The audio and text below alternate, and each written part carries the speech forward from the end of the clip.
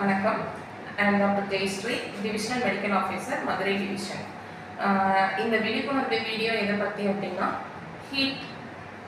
இப்போ இருக்க ஹாட்டான topic heat தான். ஸோ ஹீட்டை பற்றியான விழிப்புணர்வு வீடியோ இது. ஹீட்னால என்னென்ன வரலாம், அதை எப்படி தடுக்கணும், அதனோட என்னென்ன எமர்ஜென்சிஸ் என்னங்கிறது மட்டும் நான் இந்த வீடியோவில் உங்களுக்கு சொல்கிறேன்.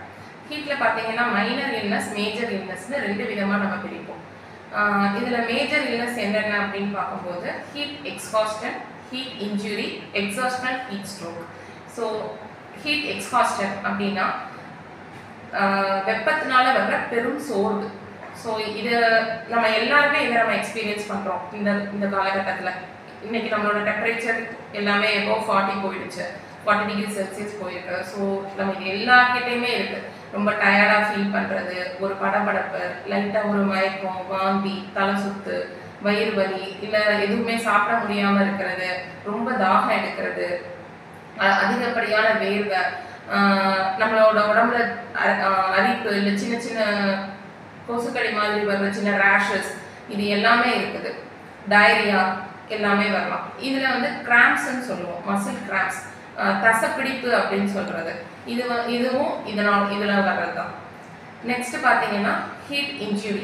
ஹீட் இன்ஜுரி அப்படின்னா ரொம்ப அதிகமான வெப்பம் 40லேருந்து 41க்கு மேலே போகுது அப்படின்னா நம்மளோட உடம்புல இருக்க உள் உறுப்புகள் வந்து பாதிப்படையும்.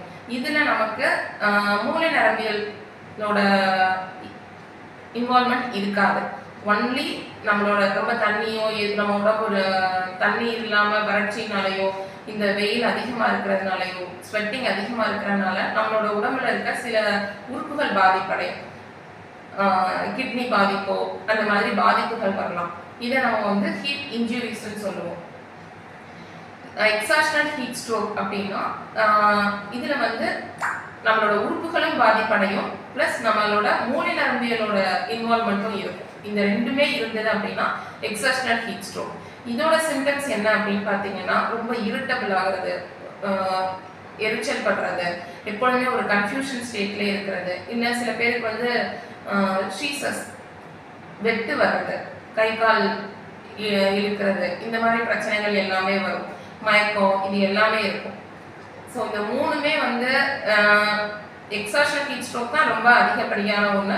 ஹீட் எக்ஸ்ஹாஸ்டன் நம்ம எல்லாருமே டே டு டே லைஃப்பில் ஆல்மோஸ்ட் எல்லாருமே நம்ம எக்ஸ்பீரியன்ஸ் பண்ணிக்கிட்டு இருக்கோம்.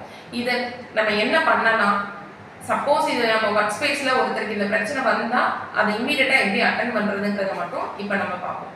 ஜென்ரலாக பார்த்தீங்கன்னா இந்த ஹீட் ரிலேட்டட் இன்ஜுரிஸ் எல்லாமே எதுக்காக வருது அப்படின்னா நம்ம உடம்புல நீர் சத்து கம்மியாகும், ப்ளஸ் நம்ம ஸ்வெட் ஆகுது இல்லையா, நம்ம பாடியிலேருந்து ஹீட் வெளியே போகிறது வந்து நம்மளோட ஸ்வெட்டிங் மூலமாக தான். ஸோ ரொம்ப அதிகமாக வேர்க்கும் போது நம்ம உடம்புல இருந்த எலக்ட்ரோலைட்ஸ்ன்னு சொல்லக்கூடிய தாது சத்துக்கள் வெளியே போகும். அதை நம்ம வந்து அது நம்ம வெளியே போகிறதுக்கு ஈக்குவலாக நம்ம உடம்புல நம்ம அதை இன்டேக் எடுக்கணும். அது இல்லை அப்படின்னா நமக்கு இந்த கிராம்ப்ஸோ இல்லை வந்து organ involvement, end organ damage எல்லாமே வர்றதுக்கு உண்டான வாய்ப்புகள் உண்டு. ஃபஸ்ட்டு நம்ம பண்ண வேண்டியது நிறைய தண்ணி குடிங்க, பிளென்டி ஆஃப் வாட்டர், நிறைய எலக்ட்ரோலைட்ஸ் லைக் இளநீர், மோர், லெமன் வாட்டர், ஃப்ரூட் ஜூஸஸ், நார் சத்துக்கள் நிறைஞ்சது. சுகர், ஆல்கஹால் கம்ப்ளீட்டாக அவாய்ட் பண்ணிடுங்க. நீங்கள் சுகர் ஃப்ரூட்ஸ் எடுத்துக்கும் போதும், ஃப்ரூட் ஜூஸஸ் எடுத்துக்கும் போதும் அதில் சுகரை கம்ப்ளீட்டாக அவாய்ட் பண்ணிடுங்க. ப்ளஸ் ஓஆர்எஸ், சப்போஸ் நீங்கள் ஃபுல்லாகவே ஒர்க் பண்ணிருக்கீங்க, வெயிலில் இருக்கீங்க, உங்களுக்கு இதெல்லாம் ஆக்சசபிலிட்டி இல்லை அப்படின்னு யோசிச்சிங்கன்னா ஜஸ்ட் ஓஆர்எஸ் போதும். நம்ம ஹாஸ்பிட்டலில் சாஷே ஃபார்மில் கொடுப்போம் இல்லையா, டயரியா இல்லை வாமிட்டிங் கண்டினியூஸாக இருந்தால் எலக்ட்ரால் பவுடர்னு சொல்லி கொடுப்போம் இல்லையா, அதுவே போதும். அதில் தேவையான எலக்ட்ரோலைட்ஸ் இருக்குது. ப்ளஸ் வெயிலில் ரொம்ப ஒர்க் பண்ணுறவங்க லூஸாக ஷர்ட் போட்டுக்கோங்க, ஆல்வேஸ் ஒரு ஹேட் போட்டுக்கோங்க, தொப்பி வச்சுக்கோங்க, நல்ல சன்கிளாஸஸ் யூஸ் பண்ணிக்கோங்க, ஸ்கின்னுக்கு சன்ஸ்க்ரீன் இதெல்லாம் போட்டுக்கோங்க, காட்டனில் முடிஞ்ச வரைக்கும் ட்ரெஸ் பண்ணுங்க. நம்ம ரயில்வே எம்ப்ளாயீஸ் நிறைய பேர் ட்ராக்மேன் எல்லாமே வந்து ரொம்ப ஆல்வேஸ் அந்த ஹாட் இதில் ஸ்க்ராச்சிங் சன்னில் தான் இருக்கிறாங்க.